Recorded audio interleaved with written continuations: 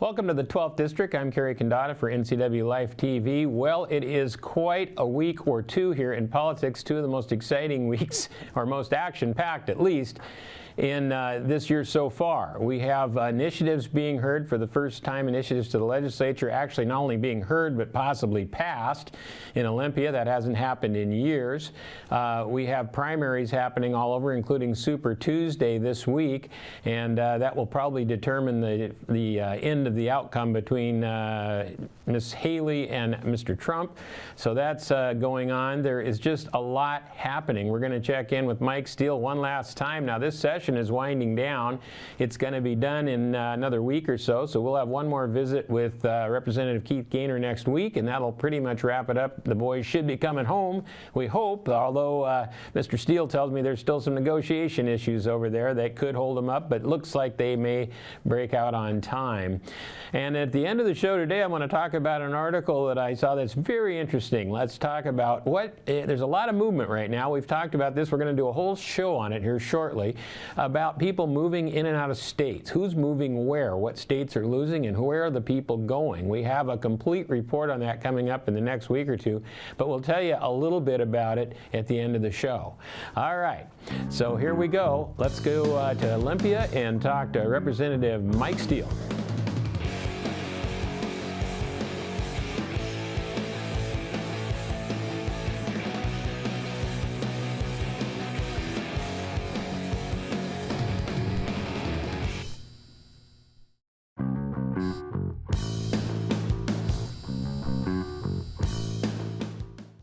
Welcome back to the 12th District. Well, as promised, Representative Mike Steele directly from Olympia, coming off well, we're coming to the end of the session. For one thing, we've got about a week or two to go, but coming out of a very unique hearing today, the initiatives that were sent to the legislature, 6 of them, 3 of them are being heard or were heard last week, and this is kind of unique. Doesn't happen all the time, so tell us off the bat a little bit about this hearing on parental rights.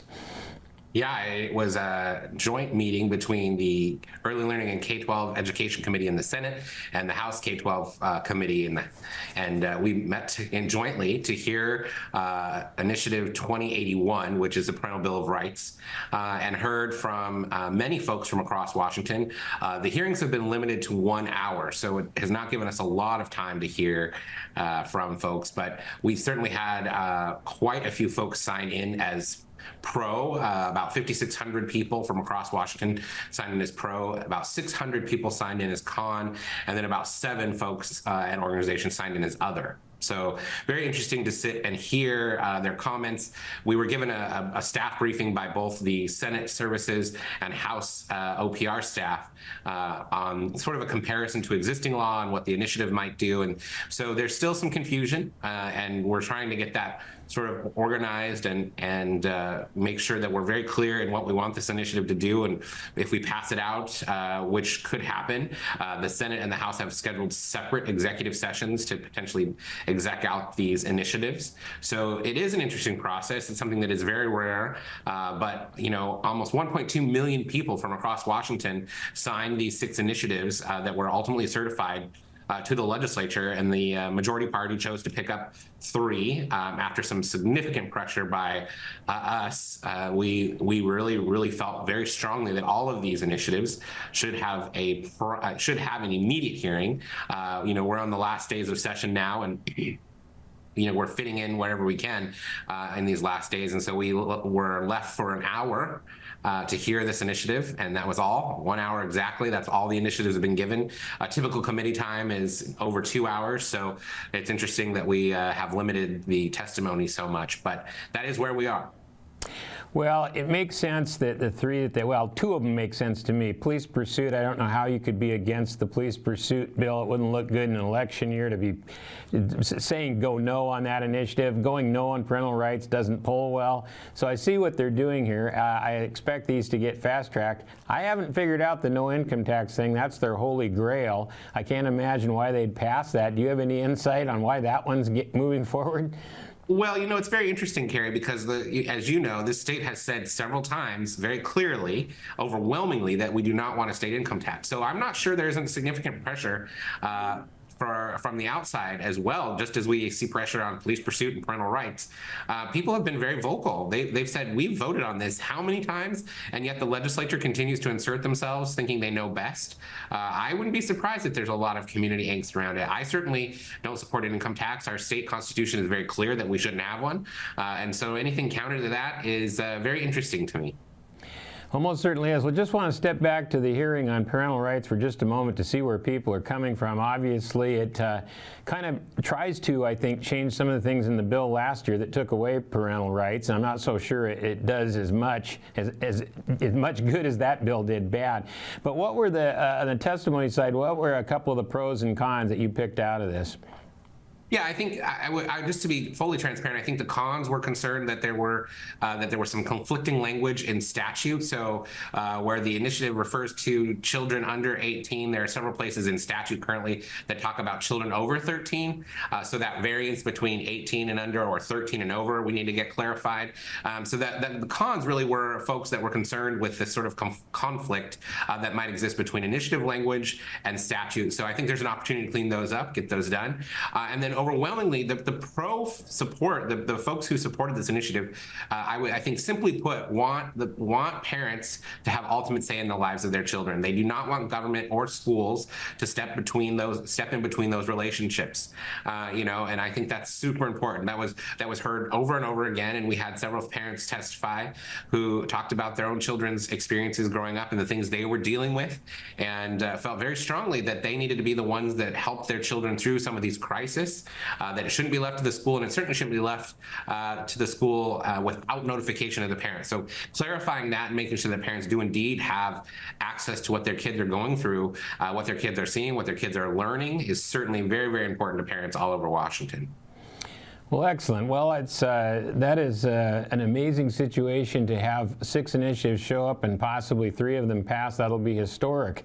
Let's talk about budgets. You're winding down this thing. You've only got a week or 2 to go. You've got to come to conclusion. You mentioned that the House budget was taken off the floor. Transportation budget's been moved forward, but capital budget's still in negotiation. You had some bumps in the road there with some revenue issues. Did you get that sorted out?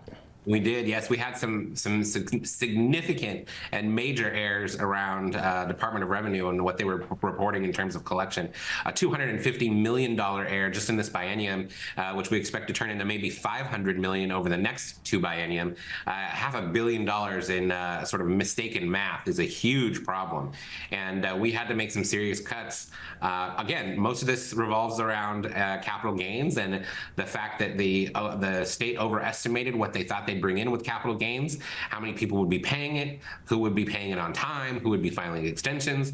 They just missed the boat in several aspects, and so it left us with in very last minute, by the way, a giant hole to figure out in the capital budget. So we have negotiations left to go on that capital budget. Myself and the other budget writers are busy every morning, every evening when we're not on the floor trying to finish that up. Again, this is the supplemental budget, and we're trying to get it sewn up for the biennium and then be able to get that money out the door to do good works for communities.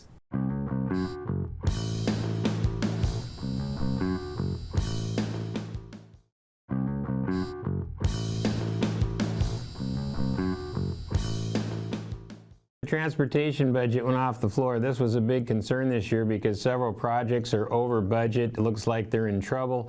The biggest news story consistently is that the ferry boats are coming to a crawling stop. They just cannot continue to repair these things. How do you feel about the transportation budget? Did you get anywhere with it, or is it just kind of a Band-Aid effort? Well, I mean, the House was a much more responsive, the House created a much more responsive budget, trying to deal with preservation and maintenance, trying to deal with current projects so they don't stall.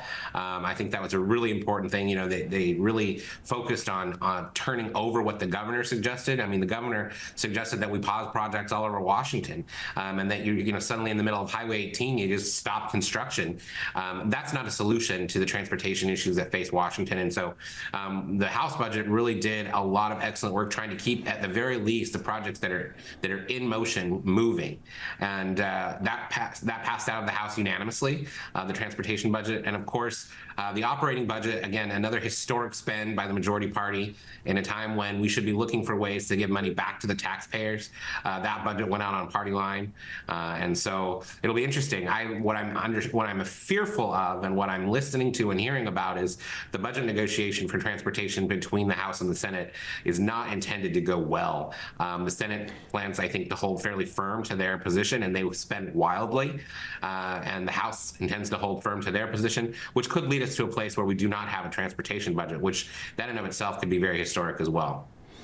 Well, I can see a potential extension coming here. I mean, it's happened several times in the last few years. Not usually around a short session, but if you guys can't get this done in 2 weeks, you're going to be there a while. On the operating budget, are the numbers fairly close? Just differences in priorities? Yeah, I mean, I think they'll get there. I think the operating budget folks have been negotiating all session. Again, the hardest part for me is just understanding their priorities. When we create new priorities in a year where we're already struggling, where families are already struggling, and they're not providing relief to any of the working families in our state, that causes me a whole lot of angst. And again, where you have record revenues coming into a state, we should be looking for ways to relieve the working class families and to give them some help.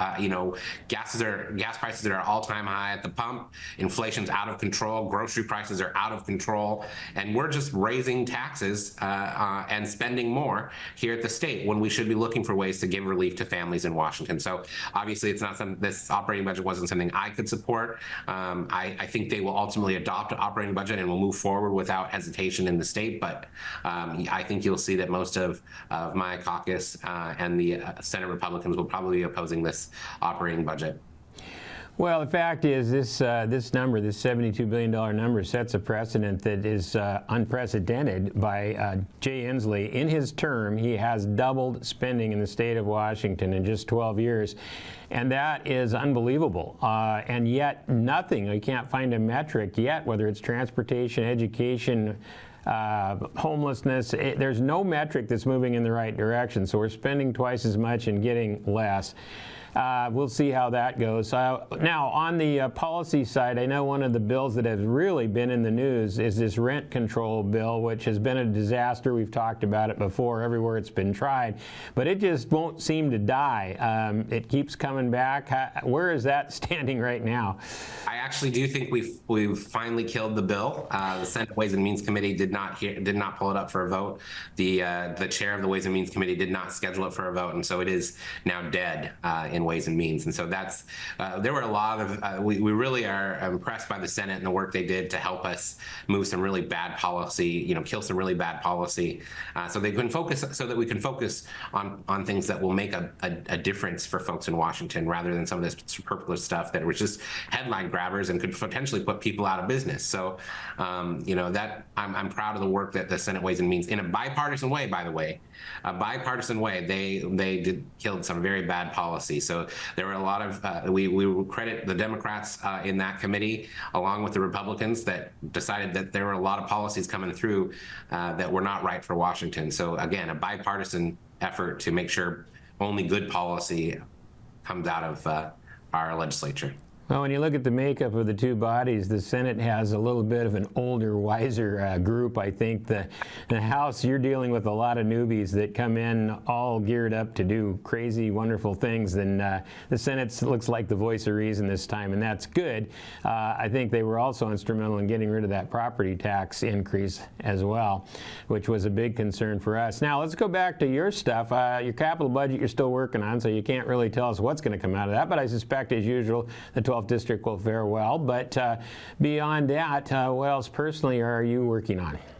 Well, in this leadership role, Kerry, there's really not a lot of bill sponsoring that goes on, because you're so busy trying to help other members of your caucus get policy through their respective committees. But I did have one bill that has made it through the process, and I'm excited to see it signed by the governor, which is a change to the B&O tax credits that are given locally to our Main Street program. So I'm very pleased that we'll be keeping more of the business and occupation tax local and not sending it to Olympia, Olympia, where we inevitably will mess it up, spend it unwisely. So I think our local communities do a much better job of spending those tax credits, and we should be doing everything we can to draw down the maximum allocated by the state, and that's what my bill does. So I'm excited about that. Well, that is a very good bill. Anything that'll keep the money local is an improvement. Now, does that work for both cities and counties? That works for accredited Main Street programs. So these Main Street programs that are able to use business occupation tax credits, any of the Main Street programs across Washington are now eligible for the increase in that allocation. So now they can go up to a $250,000 maximum annually. So before it was a cap of 160. So we're really working hard to draw down that entire $5 million that the state has allocated, keeping it local on our main streets. That's really important to me. Yeah, the small town folks particularly are struggling right now. You know that better than anybody. It's been a kind of rough winter for them. All right, what else? Anything else on the docket? You're moving forward. You've got to finish this negotiation on capital. You're going to be on the floor, I assume now. All the deadlines have pretty much passed on everything, right? We're down to the wire now. We're down to the wire. We're just passing policies back and forth now, and things will, as you know, in the next few days, will start to really ramp up in terms of speed and voting. And so, yeah, it'll be a push to the end. We have just a few days left, and I know all of us are excited to be done this session. Well, let's hope that happens, given this little impasse in a couple budgets here. But in the end, they usually get it figured out and move forward. Well, let's give it, since we probably won't be seeing you again in this session until you get back home, let's give it an overall look. How do you feel about the session in general? I mean, you're right. You stopped some bad stuff. I think that's all the minority really can do. Overall, you think we're coming out decent. Not where you want to be budget-wise, but the policy-wise, okay? Yeah, I mean, it was we were looking down the barrel of some pretty terrible and scary policies as we started this session. And so I'm very pleased that we are going to be leaving Olympia in as strong a policy position as we can possibly be. And again, I credit the Senate, bipartisan effort in the Senate to really think critically and deliberatively about the policies we're passing. And so we really, we saved a lot of Washingtonians in some pretty bad policy that could have come out of this body. So I'm glad of that. I think overall it was an exhausting session. I mean, one of the most rigorous sessions I've ever been involved in. We hit the ground immediately voting the very first day on bills. Never seen that before. And just the sheer volume that the House tried to move. I mean, 4,000 bills in a supplemental year. It's just astounding. Now we're coming down into probably end up passing about 150 bills in total. So, I mean, the amount of work necessary to shave off that kind of volume has been intense. Last but not least, you had a little different role this time around, being deputy leader, second in command of the caucus. How's that worked out for you? Are you enjoying it? I know it's a lot more work, but how's it going? I'm just really proud of my caucus mates and just proud of the work that we're trying to do. I mean, one of the things that I've tasked the caucus with, and I know we're working hard on, is really finding pragmatic solutions for all of Washington, things that are working and benefiting Main Street, things that are working and benefiting our working families, things that will ultimately, we think, fix Washington. After 30 years of a monolithic party, a singular rule, it's time to look at some different policies. It's time to look at some different approaches that I think will be good for all folks in Washington State. Excellent. Well, we're very proud of you here in the 12th District for being up there in second command and doing what you're doing. I'm looking forward to seeing you get home. I know you are, all of you. And we appreciate all you've done down there, Mike. Like I said, we probably will see Keith once more next week, and we'll be done. But we'll look forward to having you in the studio and talking more as we move forward. It is an election year. It's going to be kind of an exciting time for all of us. And so take care and get it wrapped up for us, okay? Thanks, Kerry. Well, thank you for being with us every other week. This has worked out really well. We appreciate the input. All right. Well, that's it. We'll be back to wrap it up in just a few minutes.